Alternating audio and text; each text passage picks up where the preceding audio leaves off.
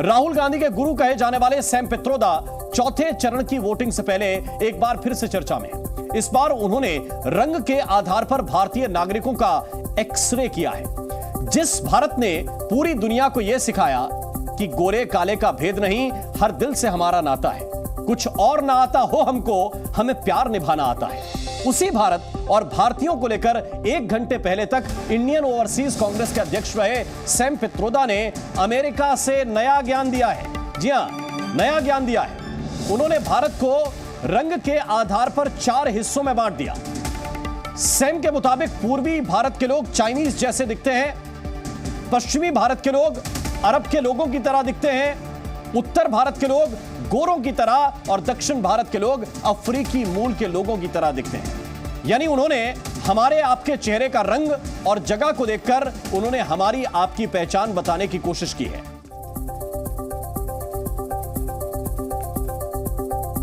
We could hold country together as diverse as India, where people on east look like Chinese, people on west look like Arab, people on north look like, maybe white, and people in south look like Africa. Doesn't matter. हालांकि उन्होंने ये बातें भारत की विविधताओं को बताते हुए कही, लेकिन जिस तरह का उदाहरण नस्ल के इर्द गिर्द उन्होंने पेश कर दिया, ऐतराज उस बात पर है। हम 140 करोड़ भारतीय हैं। हम अपने देश को पूरब पश्चिम उत्तर दक्षिण में नहीं देखते। हम अपने देश को एक भारत के रूप में देखते हैं। हमारी पहचान भारतीयता है। हम जब तिरंगा लेकर निकलते हैं तो कोई यह नहीं पूछता कि आप अरबी दिख रहे हैं, अफ्रीकन दिखते हैं या चाइनीज नजर आते हैं, क्योंकि हम सभी भारतीय हैं और भारतीय ही दिखते हैं। लेकिन राहुल गांधी के गुरु सैम पित्रोदा को भारतीय, अफ्रीकन, चाइनीज और अरबी नजर आते हैं। ध्यान देने वाली बात यह है कि ये वही सैम पित्रोदा हैं जिन्होंने अमेरिका में चल रहे विरासत टैक्स को भारत में भी लागू करने की वकालत की थी, जिसमें किसी व्यक्ति की मौत के बाद उसकी 55% संपत्ति पर सरकार का अधिकार हो जाता है। उनका वो बयान 24 अप्रैल को चर्चा में आया, जिसके 2 दिन बाद ही देश में दूसरे चरण का चुनाव था। और आज भारतीय नागरिकों को लेकर उनका नस्ल भेदी बयान सामने आया है। जब 5 दिन बाद चौथे चरण का चुनाव है, 96 सीटों पर मतदान होना है। और यही वजह है कि प्रधानमंत्री नरेंद्र मोदी ने सैम पित्रोदा के इस बयान को तेलंगाना की चुनावी रैली में जोर शोर से उठाया। शहजादे के फिलोसोफर ने इतनी बड़ी गाली दी है जिसने मुझ में गुस्सा भर दिया है। कोई मुझे बताइए, क्या मेरे देश में चमड़ी के रंग के आधार पर लोगों की योग्यता तय हो जी? क्या चमड़ी के रंग का खेल शहजादे को किसने इजाजत दी है? शहजादे के फिलोसोफर एंड गाइड अंकल ने बड़ा रहस्य खोला है। उसने कहा है कि जिनका चमड़ी का रंग काला होता है, ये सब अफ्रीका के हैं। मतलब आप सबको, मेरे देश के अनेक लोगों को चमड़ी के रंग के आधार पर उन्होंने इतनी बड़ी गाली दे दी। तो सैम पित्रोदा ने जो कहा, कांग्रेस ने खुद को उनके बयान से किनारे कर लिया है। विरासत टैक्स पर भी कांग्रेस ने कहा था कि यह सैम पित्रोदा की निजी राय है, और नस्लभेदी बयान पर भी उन्होंने कहा कि सैम के बयान से कांग्रेस का कोई ताल्लुक नहीं है। इससे बड़ी बात यह है कि आज कांग्रेस ने सैम पित्रोदा से, या फिर यह कहिए कि सैम ने कांग्रेस से किनारा कर लिया। सैम ने कांग्रेस में अपने पद से इस्तीफा दे दिया है। वो इंडियन ओवरसीज कांग्रेस के अध्यक्ष थे। कांग्रेस के वरिष्ठ नेता जयराम रमेश ने यह जानकारी दी कि कांग्रेस अध्यक्ष ने सैम पित्रोदा का इस्तीफा स्वीकार भी कर लिया है। यानी अंकल सैम को उनका नस्लभेदी बयान भारी पड़ गया। और उनका विवादित इतिहास देखते हुए मैं तो सिर्फ यही कहूंगा कि यह इस्तीफा कहीं ना कहीं कांग्रेस के हित में है। उसके फायदे क्या है? खैर, अब जो हुआ सो हुआ। आप यह देखिए कि कैसे सैम पर सियासी संग्राम छिड़ा हुआ है।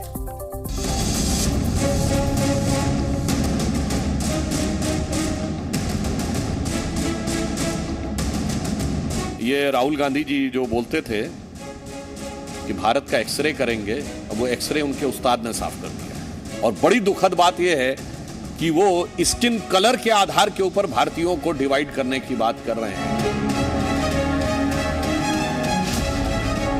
सैम पिट्रोडा द्वारा भारत की अनेकताओं को जो उपमाएं दी गई हैं वो बिल्कुल गलत है, दुर्भाग्यपूर्ण है और अस्वीकार्य है।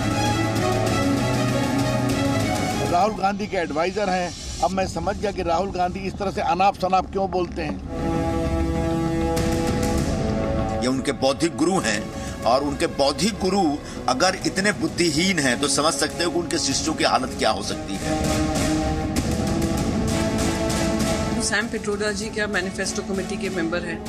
क्या वो स्टार प्रचारक हैं कांग्रेस पार्टी के? सैम पिट्रोडा अमेरिका में बैठकर क्या बयानबाजी दे रहे हैं? ना हमें उससे कोई लेना देना है, ना ये देश का मुद्दा है। राहुल गांधी के गुरु और कभी वो गालियां देते हैं, कभी दक्षिण भारत उत्तर भारत में बांटते हैं। राहुल गांधी को, सोनिया गांधी को देश से माफी मांगना चाहिए। दक्षिण भारतीयों के बारे में टिप्पणी करना, रंग को लेकर के वो रेसिस्ट रिमार्क है। उत्तर भारत के लोगों को अरबों से मिलाना, ये किस प्रकार का हिंदुस्तान, किस प्रकार का भारत इंडिया बनाना चाहते हैं, हमारी समझ से बाहर। ये खूबसूरती है इस देश की। यहाँ पर विभिन्न जो समाज के लोग, विभिन्न धर्मों के लोग, बीजेपी का काम है उल्टा लेना।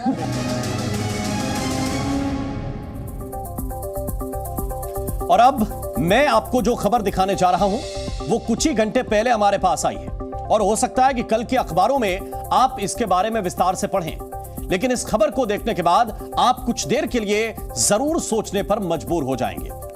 प्रधानमंत्री की आर्थिक सलाहकार परिषद ने 167 देशों की स्टडी करने के बाद आबादी के धार्मिक आंकड़े की रिपोर्ट जारी की है।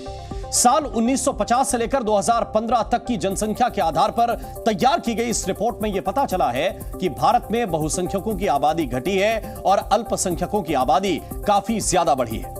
65 साल का सच यह है कि हिंदू इस दौरान 6.62% घटे हैं और मुस्लिमों की आबादी 43.15% बढ़ी है।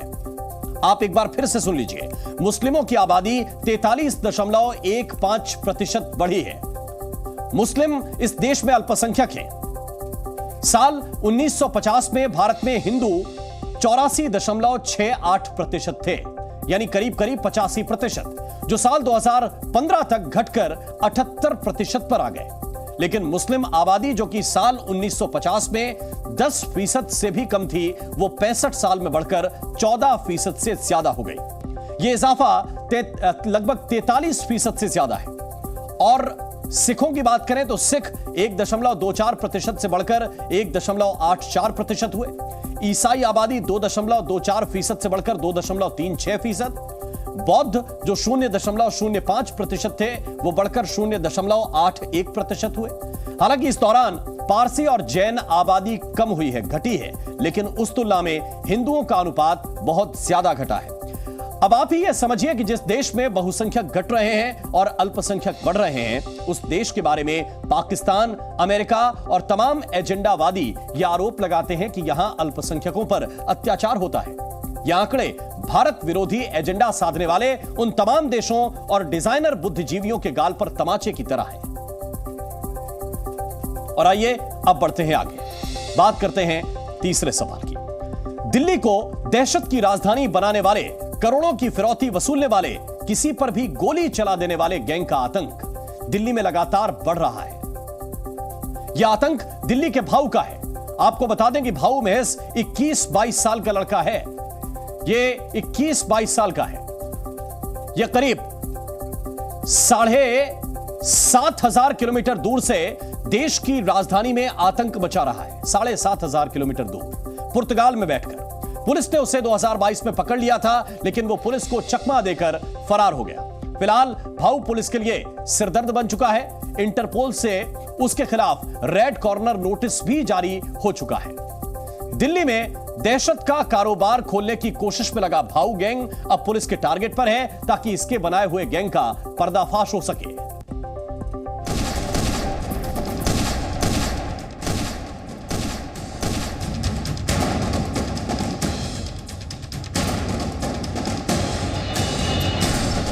आए दिन दिल्ली को खौफ में लाने वाले गैंगस्टर इन दिनों दहशत की नई नई तस्वीरें दिखा रहे हैं।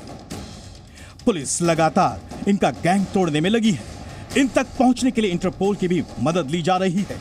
ये तस्वीरें अब से कुछ दिन पहले की हैं। दिल्ली वालों को आज भी तस्वीरें याद हैं जब तिलक नगर के कार शोरूम में एक के बाद एक 20 राउंड गोलियां चली और दिल्ली थर्रा उठी थी। फायरिंग करने वाले लड़के बेखौफ दिख रहे थे। इनकी दबंगई इतनी थी कि जाते जाते एक पर्ची भी इन्होंने छोड़ी थी जिस पर लिखा था नवीन बाली, भाऊ गिरोह, नीरज, फरीदपुर। फिलहाल पुलिस ने एक आरोपी को धर दबोचा है। यह आरोपी 4 दिन की पुलिस कस्टडी में पहुंच भी चुका है। आपको बता दें कि फायरिंग की घटना के बाद शोरूम के मालिक को रंगदारी मांगने का कॉल आया। दिल्ली पुलिस को इस मामले में भाऊ गैंग के ऊपर शक है। स्पेशलाइज्ड टीम्स को इस पर केस पे आगे काम करने के लिए लगा दिया गया। जब वो डिटेल्स कंफर्म हो जाएंगे उसके बाद आप लोगों से पर्ची छोड़ी भी उस वाले एंगल पे भी काम करा जा रहा है। तकरीबन 2 या 3 लोग थे, लेकिन अभी उसकी पुष्टि एक प्रॉपर इन्वेस्टिगेशन के बाद ही हुई। इस घटना से आप अंदाजा लगा सकते हैं कि इनके इरादे कितने खौफनाक हो सकते हैं। अब आपको बताते हैं कि दहशत का गिरोह चलाने वाला शख्स है कौन। यह है 22 साल का लड़का हिमांशु। माना जा रहा है कि यही दुबला पतला लड़का भाऊ गिरोह का सरगना है। फिलहाल इसका ठिकाना पुर्तगाल है। लॉरेंस बिश्नोई और गोल्डी बरार के बाद हिमांशु उर्फ भाऊ क्राइम की दुनिया में एक बड़ा नाम उभर कर सामने आ रहा है। दिल्ली पुलिस के सूत्रों की माने तो पिछले दिनों तिलक नगर के इस शोरूम में जो फायरिंग की घटना घटी उसे हिमांशु के गुर्गों ने अंजाम तक पहुंचाया। पुलिस के मुताबिक कार शोरूम में फायरिंग की घटना जबरन पैसों की वसूली का मामला है। इसी वारदात के सिलसिले में पुलिस ने तिहाड़ जेल में बंद कुख्यात गैंगस्टरों नीरज बवाना और नवीन बाली से भी पूछताछ की है। पुलिस के मुताबिक शूटर्स हिमांशु उर्फ भाऊ इन्हीं गैंग से जुड़े हैं। भाऊ खुद भी बवाना बाली बम्बिहा गैंग का हिस्सा है। भाऊ फिलहाल पुर्तगाल से अपना सिंडिकेट चला रहा है। उस पर रोहतक में 10, झज्जर में 7 और दिल्ली में 1 मामला दर्ज है। हिमांशु पर फर्जी नाम, पता, जाली कागजातों से फेक पासपोर्ट बनवाने का भी आरोप है। हरियाणा पुलिस ने भाऊ पर 1,55,000 रुपए का इनाम घोषित किया है। पुर्तगाल में बैठकर हरियाणा के रोहतक, झज्जर, सोनीपत और दिल्ली में अपना एक्सटॉर्शन का नेटवर्क चला रहा है और इस धंधे में उसका साथ दे रहा है तिहाड़ जेल में बंद बवाना और बाली गैंग के लोग। आपको बता दें कि हिमांशु की कहानी किसी बॉलीवुड फिल्मी गैंगस्टर से कम नहीं। रोहतक के रिटोली गांव का रहने वाले भाऊ ने 17 साल की उम्र में मामूली झगड़े में अपने ही गांव के एक युवक को गोली मार दी थी। युवक मरते मरते बचा, लेकिन भाऊ कानून के शिकंजे में फंसने लगा। यहीं से स्कूल में पढ़ने वाले हिमांशु की एंट्री अपराध की दुनिया में हो गई। ये जो बदमाश भले जेल में है या बाहर है, इंटरस्टेट गैंगस्टर्स हैं, ये अपने नाम का चर्चा में रखना चाहता है और उसके बदले में चाहता है कि दूसरे लोगों से ये हफ्ता वसूली करें या एक्सटॉर्शन करें या कोई सिविल डिस्प्यूट्स करके पैसा कमाएं। इसी गोलीबारी की घटना के बाद भाऊ गिरफ्तार कर लिया गया, लेकिन नाबालिग होने के चलते उसे हिसार के बाल सुधार गृह में भेजा गया, जहां से वो फरार हो गया और अब तक पुलिस की गिरफ्त में नहीं आया। इसी साल मार्च के महीने में मुरथल के गुलशन ढाबे पर हुई फायरिंग में भी भाऊ चर्चा में आया था। दिल्ली से राजूराज के साथ ब्यूरो रिपोर्ट, जी मीडिया। और अब बात करते हैं सलमान खान की। मुसीबतें लगातार सलमान खान का पीछा कर रही हैं। एक तरफ सलमान खान से बिश्नोई समाज नाराज हो गया है और उनके खिलाफ केस दर्ज कराने की तैयारी हो रही है, तो वहीं सलमान खान पर हमले को लेकर एक बड़ा खुलासा भी हुआ है। खुलासे के मुताबिक सलमान खान पर आरोपी लोन वुल्फ अटैक करने का प्लान बना रहे थे। बॉलीवुड स्टार सलमान खान एक बार फिर फिल्मों के बजाय बिश्नोई समाज को लेकर चर्चा में आ गए हैं। दरअसल बिश्नोई समाज सलमान खान से बेहद नाराज है। बिश्नोई समाज ने उनके खिलाफ केस दर्ज करवाने की धमकी दी है। बिश्नोई समाज सलमान खान के घर हुई फायरिंग केस में आरोपी अनुज थापन की मौत के लिए जिम्मेदार मानते हैं। आपको बता दें कि अनुज थापन की मौत पुलिस कस्टडी में हुई थी। जानकारी के मुताबिक आरोपी अनुज ने पुलिस कस्टडी में ही आत्महत्या कर ली थी, जबकि बिश्नोई समाज का आरोप है कि अनुज की हत्या की गई। कोर्ट के थ्रू सलमान खान को भी इस वो बी के अंदर जिसमें षड्यंत्र में शामिल होता है 120 बी, उसके तहत उसके खिलाफ भी मुकदमा दर्ज कराएंगे। आपको बता दें कि 25 अप्रैल को अनुज थापन को पंजाब से गिरफ्तार किया गया था, जिस पर सलमान खान के घर के बाहर फायरिंग करने वाले दोनों आरोपियों को हथियार मुहैया कराने का आरोप था। दूसरी ओर एक बेहद अहम जानकारी के मुताबिक सलमान खान फायरिंग केस में गिरफ्तार 5वां आरोपी मोहम्मद रफीक चौधरी सलमान खान के घर पर लोन वुल्फ अटैक करने की प्लानिंग कर रहा था। पुलिस सूत्रों के मुताबिक मोहम्मद रफीक चौधरी सलमान खान के घर पर हमला करने वाले दोनों आरोपियों के साथ ही नवी मुंबई के फ्लैट पर रह रहा था और उन्हें इस पूरे हमले के लिए लॉजिस्टिक सुविधाएं मुहैया करवा रहा था। पुलिस सूत्रों के मुताबिक रफीक ने गोलीबारी से ठीक 2 दिन पहले बॉलीवुड अभिनेता सलमान खान के घर की रेकी की थी। 12 अप्रैल को रेकी करते हुए एक वीडियो भी शूट किया था और उसे अनमोल बिश्नोई को भेजा था। पुलिस सूत्रों के मुताबिक रफीक को शूटआउट से पहले बिश्नोई गैंग से फंड मुहैया कराया गया था। अनमोल बिश्नोई के ही कहने पर इस घटना को अंजाम दिया गया था। फायरिंग की घटना के बाद रफीक राजस्थान भाग गया था। ब्यूरो रिपोर्ट, जी मीडिया। और जो काम बड़े बड़े नहीं कर पाते वो काम एक 5 साल के मासूम ने करवा दिया है। कानून के दरवाजे तक ये मासूम अपनी शिकायत लेकर गया और मासूम की गुहार पर महज 4 महीने में ही अदालत ने ऐसा फैसला दिया है जिससे मासूम के चेहरे पर सुकून दिखा है। उसने अदालत को थैंक यू बोला है। हुआ क्या है यह भी आप समझिए। दरअसल मासूम को एक शराब का ठेका और शराब के ठेके की वजह से अपने स्कूल आने जाने में मुश्किल हो रही थी। अकेला वो नहीं था, कई और छात्र थे, उनके माता पिता थे, वो भी इसी तरह की मुश्किल में थे। लेकिन अदालत ने 4 महीने के भीतर ही सुनवाई पूरी कर दी और आबकारी विभाग को आदेश भी दे दिया कि शराब के ठेके को आगे रिन्यू ना किया जाए, जिससे अब यह ठेका लाइसेंस की तारीख खत्म होने के साथ ही बंद हो जाएगा। आपको यह बता दें कि पूरा मामला कानपुर के आजाद नगर का है। क्या है यह पूरी खबर, इस पर एक स्पेशल रिपोर्ट हमने तैयार की है, जरा एक नजर डालते हैं।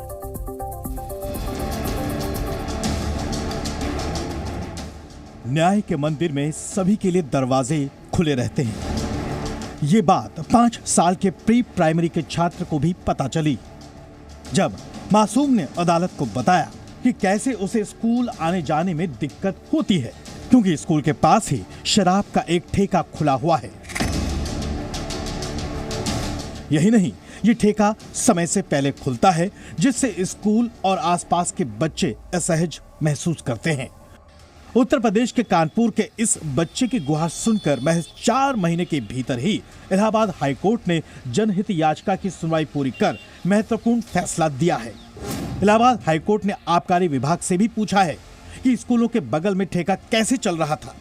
हाईकोर्ट ने याचिका पर फैसला देते हुए कानपुर आबकारी विभाग को आदेश दिया है कि अब इस ठेके का नवीनीकरण नहीं होगा। फिलहाल 31 मार्च 2025 के बाद इस ठेके का कोई नवीनीकरण नहीं होगा। मतलब आने वाले समय में स्कूल के बगल से शराब का ठेका हट जाएगा। कोर्ट ने पुराने कानून को आधार मानते हुए ये अहम फैसला सुनाया है। छात्र की तरफ से आबकारी विभाग के सचिव, आबकारी कमिश्नर, डीएम और शराब की दुकान के लाइसेंस धारक के खिलाफ हाईकोर्ट में जनहित याचिका दाखिल की गई। जनहित याचिका दाखिल करने वाले छात्र के वकील के मुताबिक बच्चों को शराब के ठेके के माहौल से काफी मुश्किलें हो रही थीं। जनहित याचिका मेरे माध्यम से माननीय उच्च न्यायालय इलाहाबाद के समक्ष दायर करी। फैसले के तहत माननीय उच्च न्यायालय ने अथर्व की याचिका में लिए गए सभी आधारों को सही पाया और ये फाइनल वर्डिक्ट दिया है कि ये दुकान जो अवैध रूप से संचालित है, इसका आप कोई नया नवीनीकरण ना किया जाए, इस दुकान पर कोई फ्रेश अलॉटमेंट ना दिया जाए। यहाँ स्कूल के आसपास रहने वाले लोग भी कोर्ट के फैसले से राहत महसूस करते हैं। ठेका 100% बंद होना चाहिए। छोटे छोटे बच्चे यहाँ पढ़ते हैं, उनके गार्जियन आते हैं। ये हमारे क्षेत्र का एक सीधे सीधे हिंदी में एक शब्द गलत इस्तेमाल कर रहे, कोड है हमारे शहर का। अगर ये ठेका सीज हुआ है स्कूल के बगल में होने के बाद, ये बहुत अच्छी बात है। इसके लिए हम शासन और प्रशासन को बधाई का पात्र मानते हैं। आपको बता दें कि कोर्ट में आबकारी विभाग ने सफाई भी दी थी कि शराब की दुकान 30 साल पुरानी है, जबकि स्कूल 2019 में खुला था। लेकिन हाईकोर्ट ने आबकारी विभाग से जवाब मांगा है कि स्कूल खुलने के बाद शराब की दुकान के लाइसेंस का नवीनीकरण कैसे होता रहा। हालांकि अधिकारियों के जवाब पर हाईकोर्ट ने नाराजगी जताई। कानूनी लड़ाई इतनी आसान भी नहीं थी। हाईकोर्ट में याचिका दाखिल करने से पहले 5 साल के छात्र ने अपने पिता के साथ कानपुर के डीएम, आबकारी विभाग से इसकी शिकायत की थी, लेकिन मासूम की शिकायत को गंभीरता से नहीं लिया जा रहा था। इसके बाद छात्र ने अपनी वकील की मदद से हाईकोर्ट में जनहित याचिका दाखिल की, जहां से फैसला उसके हक में आया। ब्यूरो रिपोर्ट, जी मीडिया। और शराब के ठेकों को लेकर नियम क्या कहता है वो भी आप समझ लीजिए। नियम यह कहता है, आबकारी अधिनियम 1968 की धारा 5 4A के तहत नगर निगम क्षेत्र में कोई शराब का ठेका स्कूल, अस्पताल, धार्मिक स्थल से 50 मीटर की दूरी से कम पर नहीं हो सकता। हो क्या रहा था? ठेके की दूरी सिर्फ 30 मीटर ही थी। सुबह 6 बजे से ही शराबियों का वहां पर जमावड़ा शुरू हो जाता था। बच्चे स्कूल जाते तो कैसे जाते, परेशानी बड़ी थी। और बच्ची ने यह सवाल अदालत के सामने जब पहुंचाया तो अदालत ने न्याय कर दिया। अब बढ़ते हैं आगे अगले सवाल की ओर।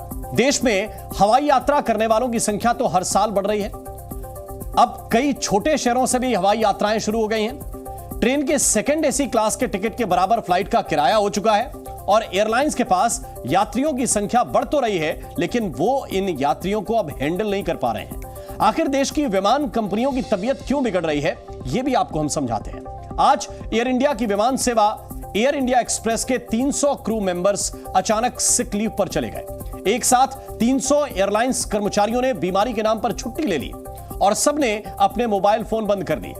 जाहिर है इतनी बड़ी संख्या में अलग अलग शहरों के कर्मचारी एक साथ तो बीमार नहीं हो सकते। मास सिक लीव कर्मचारियों के विरोध का एक तरीका बन गया है। इस कदम के पीछे उनकी क्या डिमांड थी, यह अभी तक साफ नहीं हो सका है, लेकिन इस घटना ने आज देश के अलग अलग एयरपोर्ट पर यात्रियों को परेशान करके रख दिया। एयर इंडिया एक्सप्रेस के 300 क्रू मेंबर्स मास सिक लीव पर जाने की वजह से देश भर में कुल 86 उड़ानें रद्द हो गईं। अकेले राजधानी दिल्ली में एयर इंडिया एक्सप्रेस की 16 उड़ानें रद्द करनी पड़ी। इस मास सिक लीव के कारण परेशान यात्रियों की संख्या 15,000 से ज्यादा रही है। कई यात्रियों को तो कंपनी की ओर से यह मैसेज मिल गया था, लेकिन कई यात्री ऐसे भी थे जिन्हें मैसेज तक नहीं मिला। वो एयरपोर्ट पहुंच गए, तब फ्लाइट रद्द होने की सूचना उनको मिली। अब परेशान यात्रियों में जम्मू कश्मीर के नेता और डेमोक्रेटिक प्रोग्रेसिव आजाद पार्टी के अध्यक्ष गुलाम नबी आजाद भी एयरपोर्ट आ चुके थे, जिन्हें दिल्ली से श्रीनगर जाना था। उन्होंने तो एयर इंडिया को ही बंद करने की मांग कर दी है। और कैंसिल हो गई तो सुबह ही बताना था कैंसिल हो गई। बेवकूफ क्यों बनाना सबको? बेचारे हजारों लोगों को भी अभी आधे घंटे बाद जाएगी, आधे घंटे बाद जाएगी, आधे 4 घंटे से, और अभी जाएगी नहीं। मुझे नहीं लगता ये जाएगी। इसको तो एयर इंडिया को बंद कर देना चाहिए दोबारा। उसको लेकर कोई फर्क नहीं पड़े। एयर इंडिया का कल्चर ही खराब है बुनियादी, इसका कुछ नहीं बनने वाला। सर मैसेज वगैरह आया था आपके पास कैंसिल हो गई है? कोई मैसेज नहीं। तो एयर इंडिया एक्सप्रेस में आज हुए संकट के बाद कंपनियों ने यात्रियों से कहा है कि वो विमान यात्रियों का या तो टिकट रिफंड करेगी या फिर उन्हें किसी दूसरे विमान से भेजेगी। एयर इंडिया एक्सप्रेस में आए संकट का एयरलाइंस इंडस्ट्री पर कितना असर पड़ेगा, आपके लिए यह भी समझना जरूरी है। इसको भी आप समझिए। एयरलाइंस यात्रियों की बढ़ती क्षमता को संभालने में नाकाम हो रही है। कम से कम आंकड़े तो यही बता रहे हैं। वो आंकड़े क्या हैं, उनको भी आप देख लीजिए। विमानों के रद्द होने की सबसे बड़ी वजह होती है तकनीकी दिक्कत। करीब 39% बार यह कह दिया जाता है कि टेक्निकल दिक्कत है। फ्लाइट इसी वजह से कैंसिल होती हैं। इसके बाद ऑपरेशनल दिक्कतें शुरू हो जाती हैं। इसके कारण 15% विमान रद्द करने पड़ते हैं। करीब 54% फ्लाइट कैंसिल होने की वजह कंपनियां ही हैं। इसके बाद मौसम की वजह से भी फ्लाइट कैंसिलेशन का आंकड़ा 16% है और अन्य वजहों का आंकड़ा है लगभग 30%। तो अगर विमान में तकनीकी दिक्कत है या ऑपरेशनल कोई दिक्कत है तो इसके पीछे एयरलाइंस ही जिम्मेदार है, क्योंकि वो यात्रियों से जो किराया लेती हैं उसका इस्तेमाल विमान के रखरखाव में करती हैं। एयरलाइंस कंपनियां एक के बाद एक नए रूट पर विमान सेवाएं तो शुरू कर देती हैं, लेकिन घाटे के रनवे से उतर नहीं पाती। और इन्हीं घाटे की वजह से बीते 5 साल में 7 से ज्यादा विमान कंपनियां या तो बंद हो चुकी हैं या फिर उनके विमान एयरपोर्ट पर खड़े खड़े सड़ रहे हैं। जबकि देश की 2 बड़ी एयरलाइंस कंपनियां इस वक्त घाटे में ही अपनी उड़ान भर रही हैं। ये आप देखिए, एयर इंडिया जिसे लगभग 2 साल पहले सरकार ने टाटा समूह को सौंप दिया था, वो इस वक्त घाटे में है। स्पाइस जेट भी घाटे में है। जेट एयरवेज 5 साल से इसकी उड़ानें बंद हैं। गो एयर ये भी एक विमानन कंपनी है और 1 साल से इसके विमान भी नहीं उड़ पा रहे। इसके अलावा ट्रू जेट एक छोटी विमान कंपनी है, लेकिन इसकी उड़ानें भी बंद हैं। जूम एयर की फ्लाइट भी जमीन पर है। गांव में रहने वाले शख्स का भी एक सपना होता है कि वो फ्लाइट में बैठे। अगर एयरलाइंस का ही हाल ऐसा है तो भला हवाई चप्पल वाला यात्री विमान का सफर कैसे कर पाएगा? और आइए अब मैं आपके साथ एक ऐसी जानकारी शेयर करना चाहता हूं जिससे आपके चेहरे पर मुस्कान आएगी, क्योंकि यह जानकारी देश हित में है। विदेशों में रहने वाले हमारे भारतीय भाइयों बहनों ने भारत का खजाना भर दिया है। अपने देश पैसे भेजने के मामले में प्रवासी भारतीयों ने वर्ल्ड रिकॉर्ड बनाया है। पैसे भेजने के मामले में भारतीय प्रवासी दुनिया में नंबर 1 है, पहले नंबर पर है।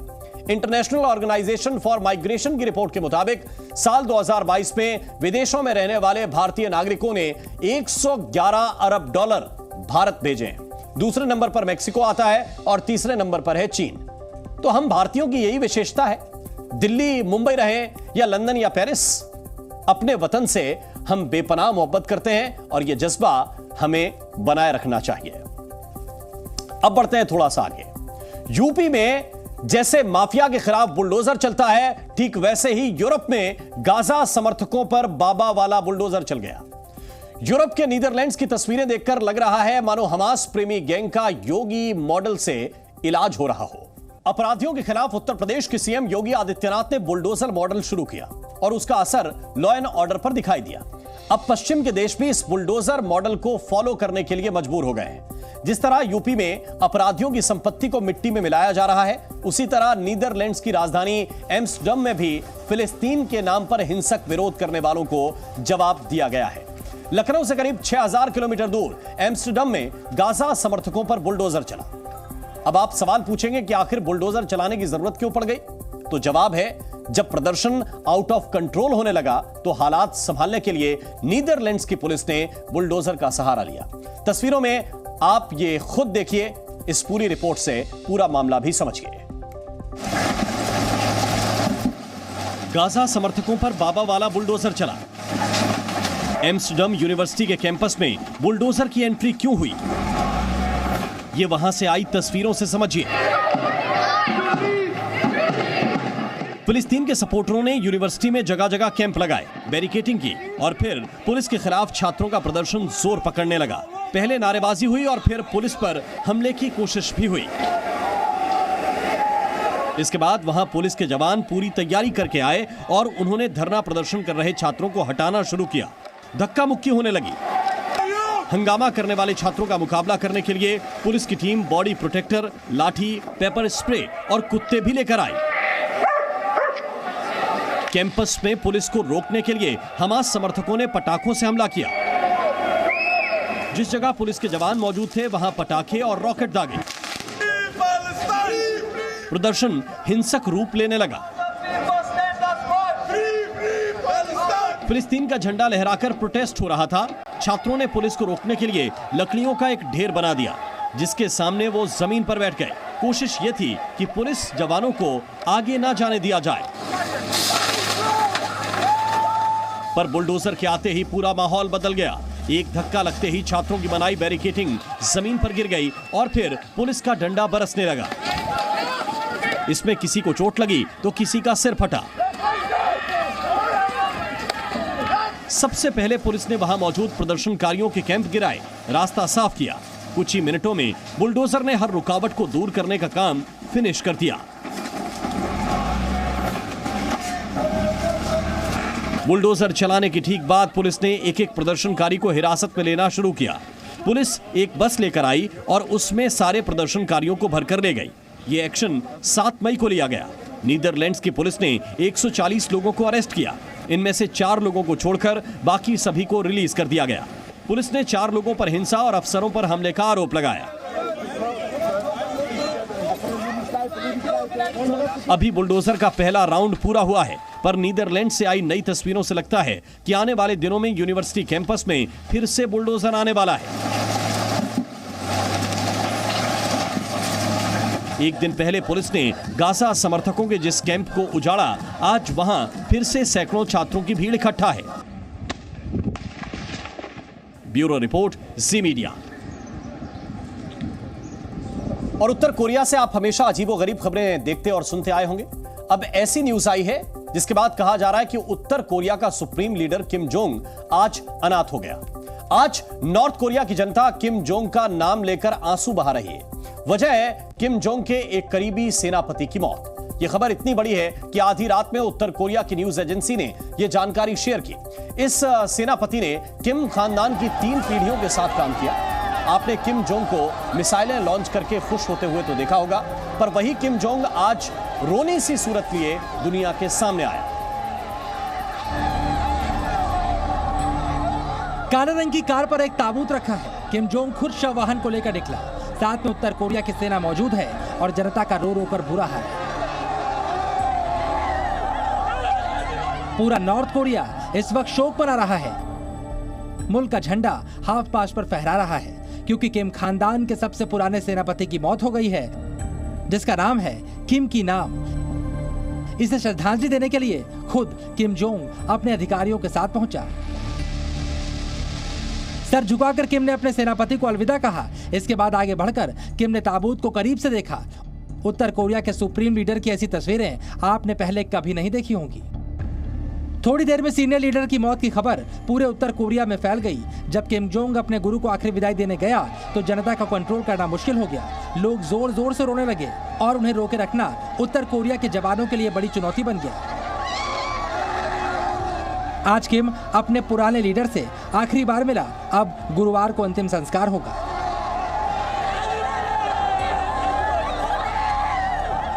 एक बूढ़े नेता की मौत पर ऐसे रिएक्शन की वजह उत्तर कोरिया से आई पुरानी तस्वीरों में समझिए। किम के बूढ़े सेनापति की मौत 94 साल की उम्र में मल्टी ऑर्गन फेलियर की वजह से हुई। साल 2011 में जब किम जोंग के पिता की मौत हुई, उस वक्त ये सेनापति किम जोंग के साथ मौजूद 7 लोगों में एक था। इसने किम खानदान की 3 पीढ़ियों के साथ काम किया है। इससे पहले वो किम जोंग के पिता और दादा के साथ भी शासन में मदद कर चुका है। इसका काम था किम खानदान के बारे में प्रोपेगेंडा फैलाना। हालांकि किम जोंग के साथ कम ही लोग ज्यादा वक्त तक काम कर पाए हैं, क्योंकि जरा सा भी शक होने पर किम जोंग अपने करीबी अधिकारियों तक को मरवा देता है। आपने अब तक किम जोंग को मिसाइलें लॉन्च करते देखा होगा। उत्तर कोरिया की सेना के साथ किम जोंग की मिलिट्री ड्रिल वाली तस्वीरें भी कई बार बाहर आई हैं। किम जोंग के लिए उत्तर कोरिया के लोगों की रोने की तस्वीरें भी हर साल आती हैं, लेकिन पहली बार खुद किम जोंग के शोक मनाने की तस्वीरें आई हैं और उदास किम जोंग की तस्वीरें देखकर दुनिया हैरान है। ब्यूरो रिपोर्ट, जी मीडिया।